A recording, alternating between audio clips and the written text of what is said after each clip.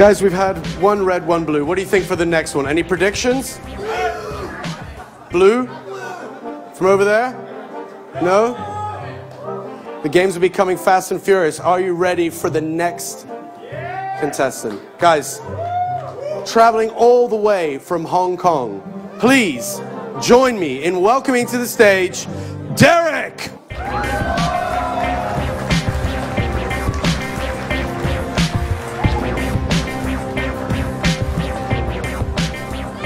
Derek, sir, how are you feeling standing on this stage in front of this fantastic crowd? Hey, I'm Derek鍾培生, and I'm from Hong Kong, and I got jet lag, so if I win, I must be really good. If I lose, then it's because of jet lag. So, yeah. Well, I like that you've already got that planned out. Now, standing in your way, ladies and gentlemen, hailing from Finland, I'm going to try to say this right, from Kirkkonummi, it is Jason!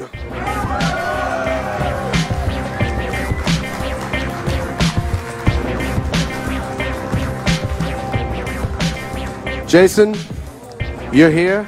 You're in the top 8. Are you ready? I'm ready. Jason, how is your deck looking? Do you think you've got what it takes to beat either a jet-lagged or a just great Derek? I just came here to play my own game. I haven't banned any counters or anything, so I'm just going to play my game.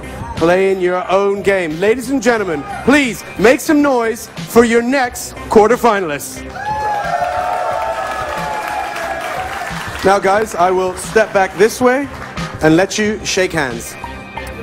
All important. Guys, sit down, get ready, which can mean only one thing. We're just moments away from getting this, our third quarterfinal underway, finding out who's going to the semis. And for that, take it away. I think I can see Kalaris up there. He keeps saying this, but I'm not really going anywhere, so it's all good. It's all good. Thank you very much, Sean. Once again, another quarterfinal. You may recognize this face, but it's actually not the same person as we have his twin up. Obviously, before we had Mr. PND Ketchup on Twitter, and now we have Mr. PND Mustard on Twitter. How are you doing, buddy? Kind of 50% the same person, but different altogether. Now, this match is important, because not only do we have Derek here in top 8, all the way from Hong Kong, he has been a consistent top player on the in-game leaderboards for, as far as I've been told, the majority of the game's life. Yep. So that's quite a tiger to take down, especially when you're now playing for, we're still in the quarterfinal stages, so one win here of a first to 3 is going to get you €1,000. Yeah. We had the opportunity to talk to Derek before this tournament actually went down. He was very gracious and introduced himself to us, and he said that he brought a multitude of decks to the table. Not only a few to actually kind of ladder up through or whatever, but potentially ones down the line as well. So he is a very confident chap. A very friendly chap as well. As you can see, either he is great or he is jet-lagged. I completely understand. That's a great esports excuse right there. I mean, we call that one the option select, yes. Where I'm from. Just if I lose, it's because of that. If I win, it's because I'm absolutely amazing. Exactly. And going into this, we'll see how he's going to be able to play out for HK Esports, one of the highest ranked clans in the entire game. If you check out the clan boards, you will always see them up at the very top.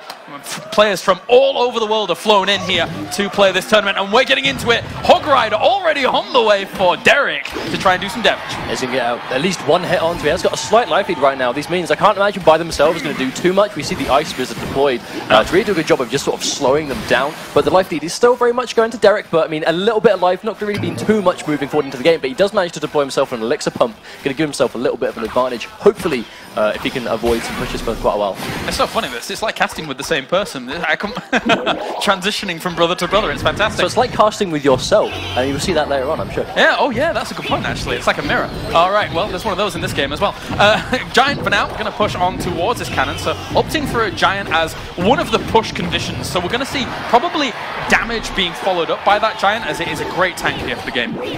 I mean, that really is how you build yourself a core push. It's a really sort of standard push you see a lot, is high health target supported by the range to really support them and get them in, but then you've got things like the Hog Rider, who just very aggressive pushing power. Does he even have the AoE? Okay, so the arrow's going to come in there, but that got a lot of damage done. The commitment to the arrows was a little bit late there for Derek, unfortunately, and that was quite a bit of damage done to his right tower. But let's have a look at Derek's deck right now. He hasn't got a lot of beef, but he has the aggression in the Hog Rider, but a lot of cheap units right here. We've got both kind of goblins right now. Has the arrow to deal with that sort of tactic away at the moment, but it's very cheap units. So when we go down to this last sort of 20 or so seconds, we get that double elixir, I expect we're going to see Derek's deck just explode. Good reaction to Hog Rider in the end. The Barbarians should be able to chew through him, and then once again they're well positioned now for the Giant to be able to push forward, and Hog Rider comes out as well. So a big push coming out from Jason here to try and break through, but look at the commitment everywhere. This arc being created by Derek to try and greet it. Now the thing is, Derek's defense is scattered right now. They were all going for different things, so the Giant did manage to, while taking a lot of damage, did quite cleanly manage to run through and punch the right tower bunch, getting it down to 400 health, and as we're now approaching overtime, that's going to be really dangerous, because if he can stall out and save this right tower until overtime, all he has to do is finish off 400 health to take game 1. But again, you've got to think about it here. From Jason, he's been committing to, with these elixir collectors, to the kind of later stages of this game anyway. So every single time he's able to make one of these pushes, it's very powerful. That Hog Rider jumps through though, and there's not going to be too much damage actually going onto it. This is still a big push. He's going to take this tower. That's one tower going for Jason against HK Esports Derek.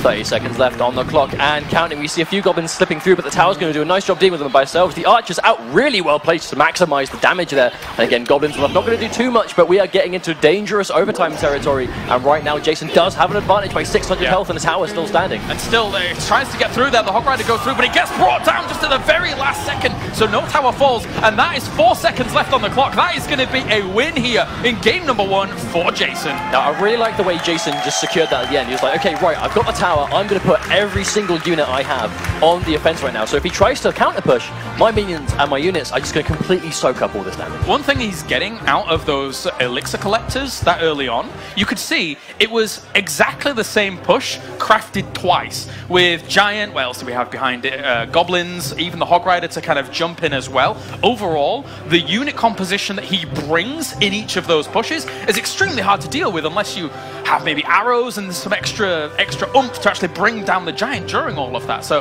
very difficult to deal with that composition. I'm just really liking the variety in decks we're seeing right now. A lot, obviously beforehand we saw the Mortar deck, so very building heavy, very spell heavy, especially in set 1, which was a crazy set to start things off. Again, a lot of spells, a lot of tactical building placement, but this is straight up units for the most part. We are seeing the odd arrows here and there, but for the most part it's basically just units and hard pushing that's doing most of the damage in this set so far. So Derek is down a game right now. He did mention to us before, like you said at the start, he has a healthy amount of decks prepared for this top 8, so I predict he's made a switch, but I guess we're going to have to wait and see. Both players sort of being patient right now before they make their first move. He's got information about his opponent. You're leaving it to 10 elixir, you're going to spend some of that elixir. Pekka is already the choice here for Derek to move down the right-hand side against the elixir collector up at the top. Now this is an immediate change. We see the use of the Pekka as a first card as well. Okay, this is a change in my deck. I have a Pekka now. We can see Jason retaliating with a Giant in the left to maybe try and not force too much of a push in the right by Derek, just trying to force him away, because the Giant, wow, manages to cleanly get through. Look at this. I mean, he's not committing anything to the left because he knows he's going to have to spend something to deal with the Pekka. Balloon coming in as well here. This could be a lot of danger. And the rage going down. Oh, that's a big commitment there to that tower. Is he going to take it? Yes, he does. The balloon gets through. Big damage. That was incredible. That was seconds. That tower was dust after mere seconds. At the same time, though, look how much the Giant did on the other side. I mean, it killed the tower as well, so it's 1 for 1. It's a big commitment, throwing down rage on the aggressive, because if you do, then, you know, you could lose things on the defensive, having spent so much into that. Have you ever heard the phrase, the gentle giant? That's not a gentle giant. Jason's Giant is aggressive, but we can see Derek, almost his entire deck, I think his entire deck is completely different. Every single card is different than what we saw last time. Yeah, it's cool to see here with Witch implemented in as well. Hog Rider on the left-hand side now, whilst the Pekka is being kind of distracted and freeze to deal with the Hog Rider, since he didn't have anything else to put down.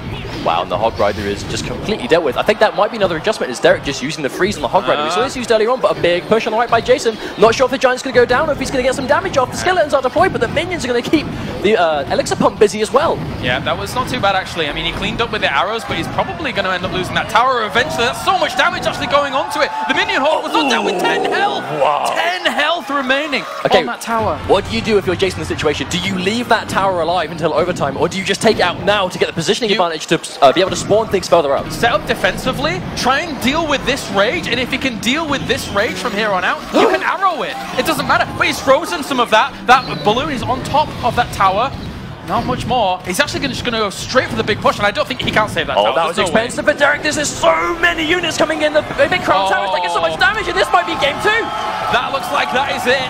And each time, there you go, GG. Jason will take game number 2. But each time the rage comes in, you see it goes trade for trade. When you commit to something like that on the aggressive, you don't have enough elixir to deal with the follow-up push, because in this game you have a defender's advantage. But it all boils down to elixir management as well. I mean, as soon as you commit hard on one lane, the opponent has a choice to make. Do I use my elixir to counter this push, or do I make something work in the other lane that he might not be ready for because he's just spent all of his elixir? Yeah. It's a very kind of, I want to say, an all-in and aggressive style that we see when it comes to that rage play. Oftentimes you listen to a lot of people and they say, well, actually rage can be used in a very, very strong defensive stance to go kind of troops for troops, but then because you're attacking 40% faster, moving 40% quicker, you're going to get the better trade, and then you can push onto the other side in terms of elixir management. But you know, that's by the by. We are going on to game number 3. Mustard. Now, it's definitely worth pointing out that this could be the potential for yet another upset in this tournament. As we've said before, Derek is a consistent top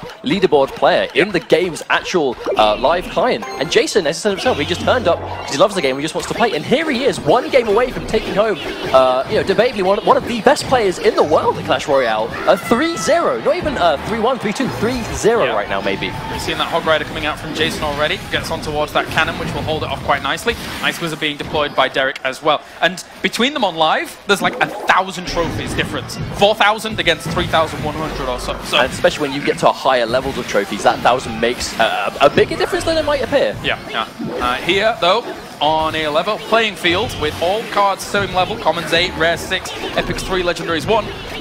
Not as easy. This is a big push though from Jason once again. That giant tanking up so much. He crafts the units behind it so well to pump out damage. And look how well they've got through here.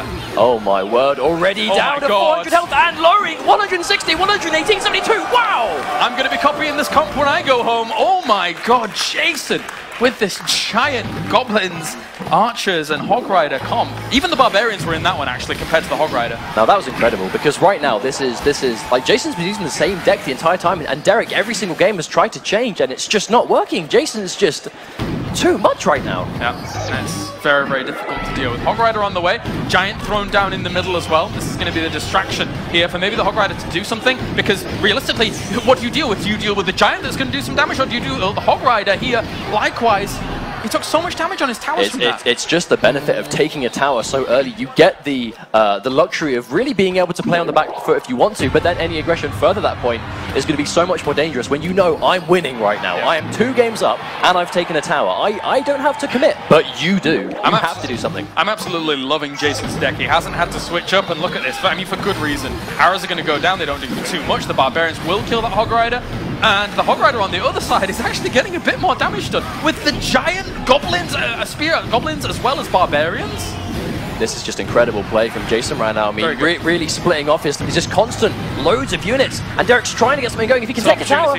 It's an opportunity, but everything's spread out everywhere. The arrows will take down the minion horde on the left-hand side, but other than that, look at the damage. It's all very separated up, and there's 20 seconds left on the clock, and I don't think you can push down one of these towers. But even if Derek does manage to, you know, make a miracle happen and take out one of the towers, his tower's down to 250 health, and there's a giant and a Hog Rider. Gonna get it. That Hog Rider is gonna bring home the win. That's the 3-0 from Jason. He advances onto the semi-finals.